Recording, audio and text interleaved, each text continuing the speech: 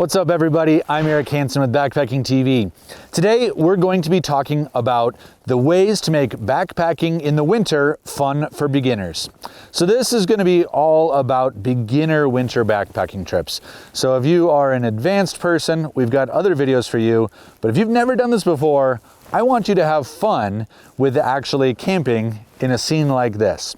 Before we get into the video, I'd like to ask a quick favor to like the video, subscribe to our channel, hit those notifications so that you can be hearing from us, learning from us, and interacting with us as we make a wonderful community of outdoorsy, outdoor-loving people here at Backpacking TV on YouTube. Okay, let's get into the video.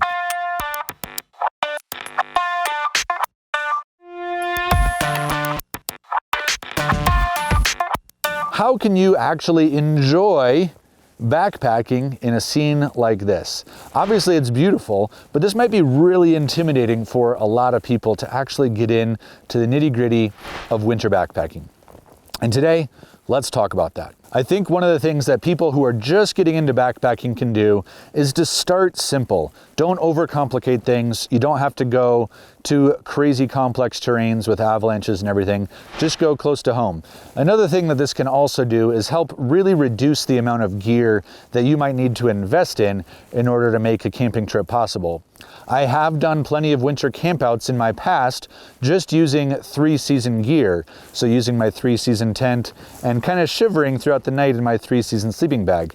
I will talk about some of these gear things as well, but one of the things that you can do by going in, say, lower elevation areas or places where the winter is not quite so intense is that you can stretch your gear that you already own rather than investing in very expensive high-end winter gear. Talking about gear for just a second, gear is actually one of the main things that I think holds people back when it comes to going on winter adventures.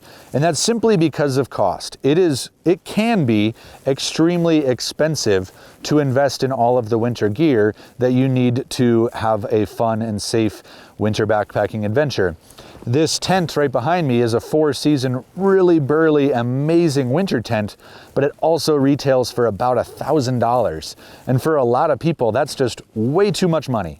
It's impossible. And then you talk about a winter sleeping bag that's $900, a winter sleeping mat that's $200, your nice lightweight, ultralight shells or puffies. These things can really add up in their price. But by going and staying closer to home, maybe doing smaller adventures where you're only going like maybe 2 to 5 miles away from a car or your trailhead, you can really reduce your risk, and then therefore you can also reduce the amount of gear that you need to really invest in. There's some additional ways to help on the gear front when you're just getting into winter backpacking. Some things that you can do are simply ask friends, ask to borrow gear. Just try to get some experience under your belt. If you don't happen to know anybody that has some of this gear, which many of you maybe don't know, some other options are to look into gear rentals. A lot of times outfitters and expedition agencies do have a rental program where you could literally just rent a tent and a sleeping bag just for, say, a weekend or a week to get you through your trip so that you can see if you even really liked it. And then after you determine that you like it, then you can buy the gear. If you are intent on buying gear, which I absolutely do love owning my own gear, using my own stuff, another great option for you is to use some of the used gear sites that are out there. One that I am familiar with and have used a lot in the past is GearTrade. And this is an awesome way for people who are buying things from your big box retailers, your REI or your backcountry.com, and then return them. Those places cannot resell them as new, but they do use these resale sites like GearTrade to sell you really high-end gear that maybe was only limitedly used or used for a season or maybe even just one trip. And then you can buy it at a huge discount. So I totally endorse going that way as well, which can save you a lot of coin. Another thing you can do, just for a clothing standpoint, is reuse some of the things that you probably already own or may already own. If you are a skier or a snowboarder, actually using your ski pants and your ski jackets is a great way to double it up. It might not be the most lightweight gear out there, but if it saves you from dropping $500 on that jacket that you're really not quite ready for, just wearing your ski jacket can be awesome. These are literally my ski pants, and they double up as my winter hiking pants as well when I need them to be.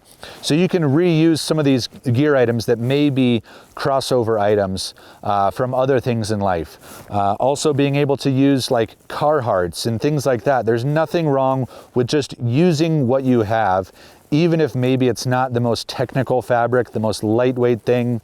Sometimes we overcomplicate things and we get a bit of a haughty attitude about the gear that we have to have, when just using wool sweaters and your basic stuff that you already own or may already own can go a long way to be totally functional if you're not in the world's most extreme environments. Now we've talked about the gear, let's talk about actually getting out there and doing it.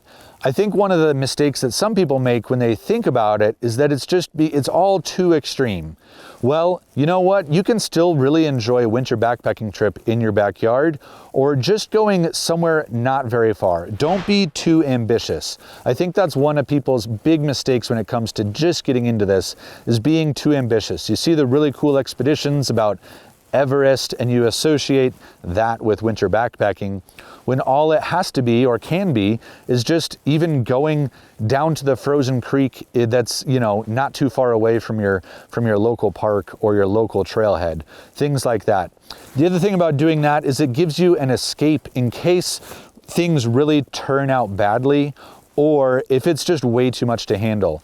Then theoretically, if you were only, say, 2 miles from your car or not very far from home, you probably still have cell service. You might be able to call in for help, or you might be able to get back to your car if things are just really going poorly and it's more than you can handle. It leaves you some escape routes. Another thing that I like to do is give yourself a way to really enjoy this by getting warm.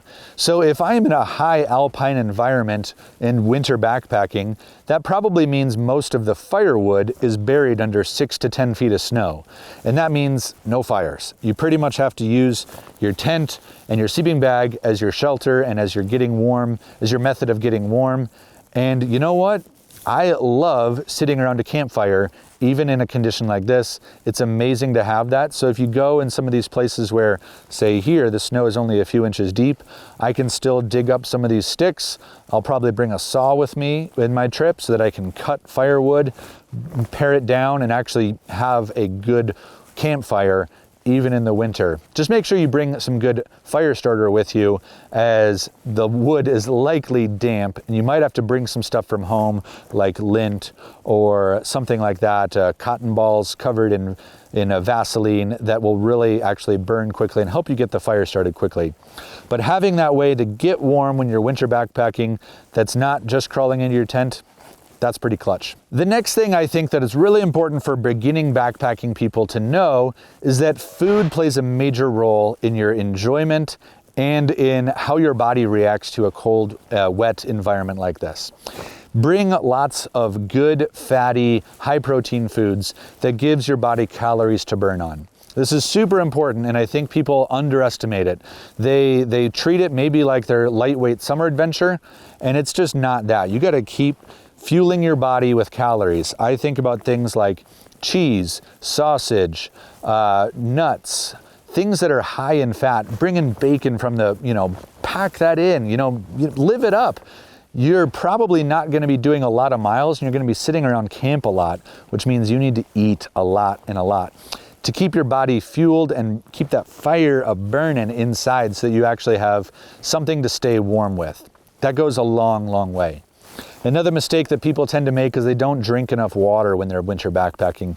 Because it's cold, they don't want to pee a lot, things like that. You tend to dehydrate, and that actually reduces your body's ability to combat hypothermia, cold temperatures, the ability to self-regulate really well. So make sure that you are also drinking water and eating a lot of food constantly and consistently throughout your day. Last but not least is your tent, your sleeping bag, your sleeping mattress. These are like the most core and elemental things that you need to have in order to really feel warm and secure.